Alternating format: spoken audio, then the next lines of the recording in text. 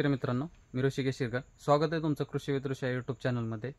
आपल्या चॅनलवरती जर नवीन असाल तर आपल्या चॅनलला लाईक करा, शेअर करा आणि सबस्क्राईब करा आणि बेल आयकॉनही नक्की प्रेस करा.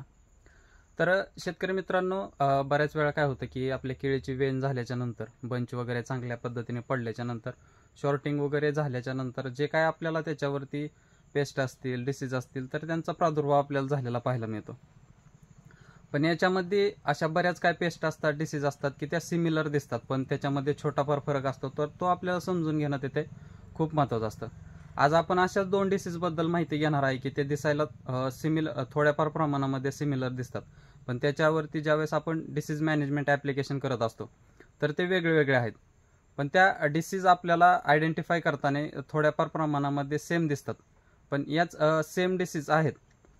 तर त्याच्यातला छोटा मोठा जो काय फरक आहे तर तो आज आपण या व्हिडिओमधनं पाहणार आहे, त्यामुळे व्हिडिओ शेवटपर्यंत बघा. तर शेतकरी मित्रांनो, ह्या दोन ज्या काय डिसीज आहेत तर त्या डिसीज कोणत्या आहेत की याच्यामध्ये जर पाहिलं तर या दोन डिसीज आहेत. ते एक रस्टिंग म्हणजे आपण त्याला तांबेरा म्हणतो, आणि जे काय दुसरे ब्लॅक स्पॉट आहेत, जैविक जीवाणूजन्य जे बुरशी आहे. तर ह्या दोन ज्या आहेत तर ह्या दोन दिसायला थोड्याफार प्रमाणामध्ये सिमिलर दिसतात, पण यांचे जे काही ॲप्लिकेशन्स आहेत तर ते वेगळ्या पद्धतीने आपल्याला करणं तिथे खूप महत्त्वाचं असतं. तर हे दिसताना कसे दिसतात तर हे समजून घेणं महत्त्वाचं आहे. याला आयडेंटिफाय कशा पद्धतीने करू शकतो आणि ह्याला कंट्रोल आपण कशा पद्धतीने करू शकतो तर ते आज आपण या व्हिडिओमधनं पाहणार आहे. तर तुम्ही या ठिकाणी जर पाहिलं तर हा जो केळीचा बंच आहे तर ह्या घडाच्या बंचवरती जो काय हा दांडा आहे तर ह्या दांड्यावरती पूर्ण आपल्याला रस्टिंग म्हणजे तांबेरा आलेला पाहायला मिळत आहे, आणि तो हळूहळू पुढे जाऊन जो काय आपला घड आहे तर तुम्ही या ठिकाणी जर पाहिलं तर थोडे ब्लॅक स्पॉट आपल्याला याच्यामध्ये पाहायला मिळतात की जे तांबूस रंगाचे आपल्याला पाहायला मिळतात की जो तांबेऱ्याचे स्पॉट आहेत. आणि ते तांबेऱ्याचे स्पॉट जे आहेत तर ते स्प्रेड होत असताना जे काय त्याचा बाहेरील भाग आहे तर बाहेरील भागावरती स्प्रेड न होता तेवढ्याच भागापुरते ते मर्यादित राहतात. त्याचे जे काही डायमेन्शन्स असतील ते वाढलेले आपल्याला पाहायला मिळत नाही. फक्त त्याचा स्प्रेड होत असताना छोट्या आकारामध्ये ते स्प्रेड होत असतात. आणि दुसरं म्हणजे जर तुम्ही या ठिकाणी पाहिलं तर या ठिकाणी तुम्हाला ब्लॅक स्पॉट पाहायला मिळतील, स्पिटिंग स्पॉटचे आपल्याला डॉट पाहायला मिळतील की जे स्प्रेड होत असताना या ठिकाणी जर पाहिलं तर स्पिटिंग स्पॉट जे आहेत तर ते स्प्रेड होत असताना जे काय त्याचं डायमेन्शन्स असतात तर ते डायमेन्शन्स मोठ्या प्रमाणामध्ये झालेले आपल्याला पाहायला मिळतात. ज्यावेळेस तुमच्या केळाची साईज जशी गेन व्हायला सुरुवात होईल त्यावेळेस जी काही स्पिटिंग स्पॉट असतील, ब्लॅक स्पॉट असतील, ही बुरशी असेल तर ह्याची जी काही साईज आहे तर ती ही साईज आपल्याला तिथे वाढलेली पाहायला मिळते.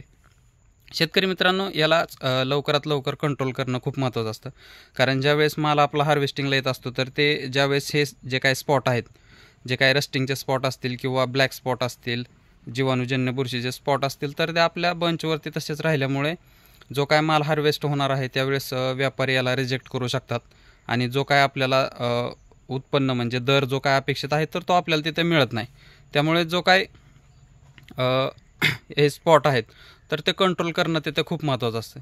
हे कंट्रोल आपण कशा पद्धतीने करू शकतो तर तो जो काय पिटिंग स्पॉटचे असतील किंवा रस्टिंगचे जे काय तांबेरा असतील तर ते दोन्ही व्हिडिओ आपल्या चॅनलवरती अपलोड केलेले आहेत, ते तुम्ही पाहू शकता. त्या व्हिडिओच्या माध्यमातून हे कसे कंट्रोल करायचे तर ते त्याच्यामध्ये सांगितलेलं आहेत.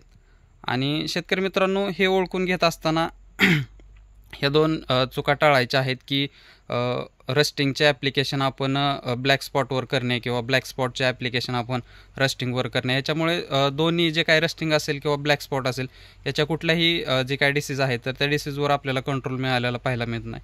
डिसीज मॅनेजमेंट करत असताना या गोष्टी खूप समजून घेणं खूप महत्त्वाचं असतं की कोणती पेस्ट आहे, कोणती डिसीज आहे, याचे ते दिसतात कसे, हे समजून घ्यायला आपल्याला तिथे खूप महत्त्वाचं असतं. शेतकरी मित्रांनो, हा व्हिडिओ तुम्हाला कसा वाटला हे कमेंटमध्ये नक्की सांगा, आणि व्हिडिओ आवडला असेल तर शेतकरी मित्रांपर्यंत नक्की शेअर करा. धन्यवाद.